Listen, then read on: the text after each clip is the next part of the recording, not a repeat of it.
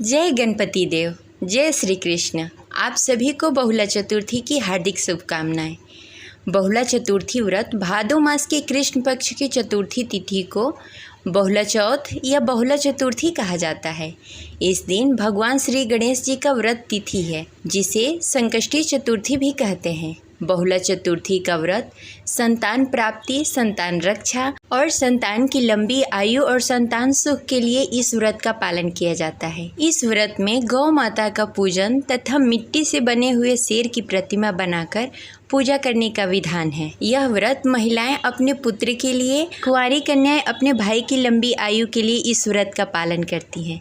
चलिए सुनते हैं बहुला चतुर्थी व्रत कथा। कथा शुरू करने से पहले बोलिए जय बहुला माता, जय गणपति देव।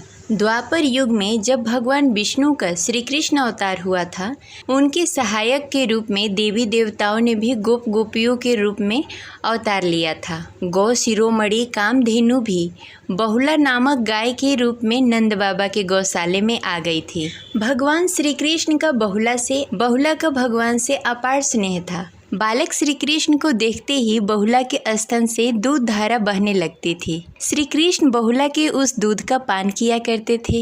एक बार श्री कृष्ण बहुला की परीक्षा लेने के विचार से जब बहुला वन में घास चर रही थी, उसके सामने सिंह के रूप में प्रकट हो गए। बहुला सिंह को देखकर भयभीत हो गई और कांपने लगी, लेकिन हिम्मत करके सिंह से बोली, हे वनराज, मेरा बछड़ा भूखा है, वह मेरी प्रतीक्षा कर रहा होगा, अतः मुझे जाने दो।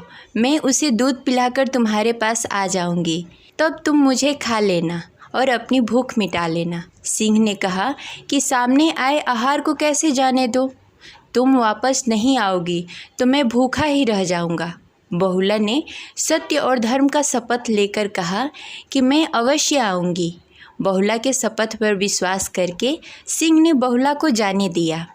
बहुला अपने बछड़े को दूध पिलाकर अपने वचन की रक्षा हेतु सिंह के पास आ गई। बहुला के सत्य और निष्ठा को देखकर भगवान श्री कृष्ण अत्यंत प्रसन्न हुए और अपने वास्तविक रूप में आकर कहा कि हे बहुले, तुम मेरी परीक्षा में सफल हुई। अब से भाद्रपद के चतुर्थी तिथि के दिन गौ माता के रूप में तुम्हारी पूजा होगी। तुम्हारी पूजा करने वाले को धन और संतान के सुख मिलेगा। बहुला भगवान श्री कृष्ण का आशीर्वाद प्राप्त करके अपने घर लौट आई और अपने बछड़े के साथ आनंद पूर्वक रहने लगी। यह थी बहुला चतुर्थी की पौराणिक कथा। बहुला चतुर्थी की जो प्रचलित कथा है, ये इस प्रकार है।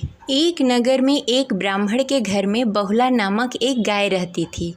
बहुला का एक बछड़ा भी था। बहुला को संध्या के समय घर वापस आने में देर हो जाती तो उसका बछड़ा व्याकुल हो उठता। एक दिन बहुला घास चरते हुए अपने झुंड से बिछड़ गई और जंगल में काफ़ी दूर निकल गई।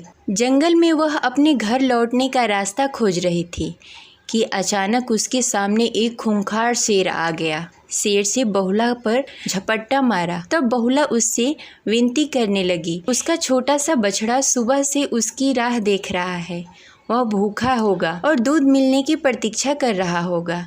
आप कृपा करके मुझे जाने दें, मैं उसे दूध पिलाकर वापस आ जाऊंगी, तब आप मुझे खाकर अपनी भूख शांत कर लेना। सिंह को बहुला पर विश्वास नहीं था कि वह वापस आएगी या नहीं।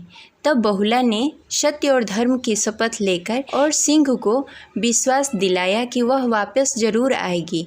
अब सिंह ने बहुला को उसके बछड़े के पास वापस जाने दिया। बहुला शीघ्रता से घर पहुंची, अपने बछड़े को शीघ्रता से दूध पिलाया और उसे बहुत स्नेह किया। उसके बाद वह अपना वचन पूरा करने के लिए सिंह के समक्ष आ खड़ी हुई। सिंह को उसे अपने सामने देखकर बहुत हैरानी हुई। बहुला की सत्य वचन के सामने उसने अपना सिर झुकाया और खुशी से बहुला को वापसी घर जाने दिया। बहुला कुशलता से घर लौट आई और प्रसन्नतापूर्वक अपने बछड़े के साथ रहने लगी। तभी से बहुला चौथ का यह व्रत रखने की परंपरा चली आ रही है। व्यक्ति बहुला चतुर्थी के दिन व्रत रखता है, उसकी सारी मनोकामनाएं पूर्ण होती है और उसके संतान सुख प्राप्त होता है। जो स्त्रियां व्रत करती हैं उसे संतान की लंबी आयु और सुख प्राप्त होता है। कुछ जगहों पे कुंवारी कन्याएं इस व्रत को रखती हैं। वह अपने भाई की लंबी आयु और सुख समृद्धि के लिए इस व्रत का पालन करती हैं, जिससे उनके सारे मनोकामनाएं पूर्ण होती है। ये थी बहुला चतुर्थी व्रत कथा। आपको कैसी लगी कमेंट बॉक्स में ज़रूर बताएं और कमेंट में लिखें जय बहुला माता।